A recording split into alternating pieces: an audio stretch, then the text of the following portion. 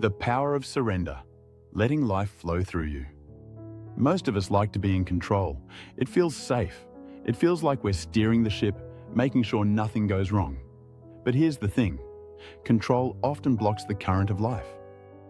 Imagine a river. If you try to hold the water in your hands, it slips away. If you build a dam, the water pushes back. But if you let go and float, the river carries you where you need to go. That's the power of surrender. Not giving up, not being careless, but allowing life to move through you instead of fighting it. Part 1. Resistance as the source of suffering. Most of our suffering doesn't come from what happens. It comes from our resistance to what happens.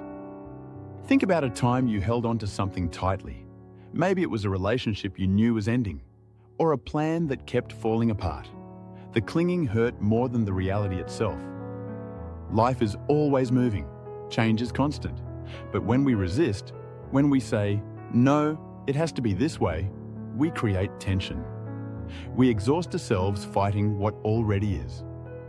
It's like standing in the ocean and trying to stop the waves with your hands. Impossible. The waves keep coming. But if you relax and let them carry you, suddenly the same ocean feels different. Surrender isn't weakness. It's the strength to stop fighting reality. It's the wisdom to see that resistance creates suffering, while acceptance opens space for peace.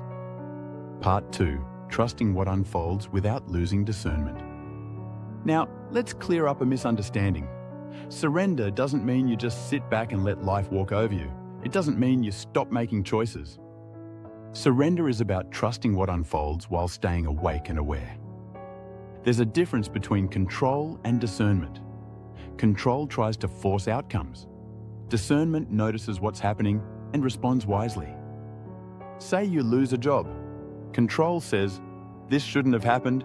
I need to fix it right now." Discernment says, "This hurts, but maybe life is opening another door. What steps can I take from here?" Trust means you don't assume everything is random. You trust that life has its own rhythm, even when you can't see the whole picture yet. Sarah Landon calls it living in partnership with life.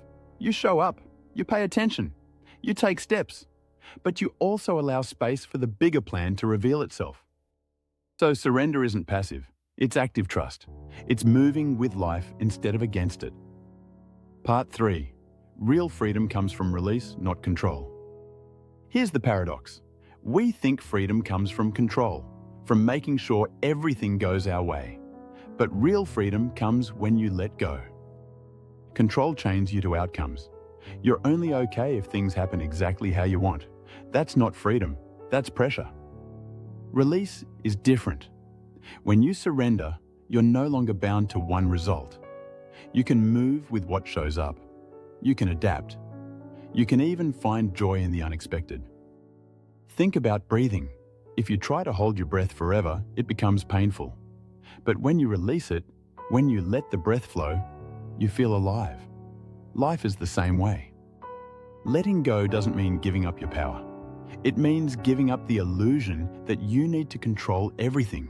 It means discovering that your deepest power is not in forcing, but in flowing.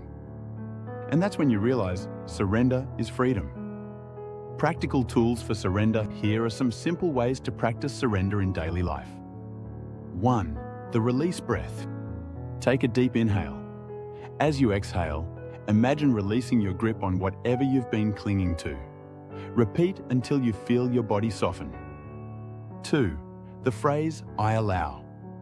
When you feel tension, say to yourself, "I allow this moment to be as it is." It doesn't mean you like it. It means you stop resisting it. 3. Trust journaling. Write down one area where you're trying too hard to control. Then write, "What would trusting life here look like?" See what comes. 4. Letting go ritual. Choose a small object that represents something you're holding on to. Place it in your hands. Then set it down and walk away. A physical act can help your body learn the feeling of release. Thriving through surrender. The funny thing about surrender is that it often brings better results than control ever could.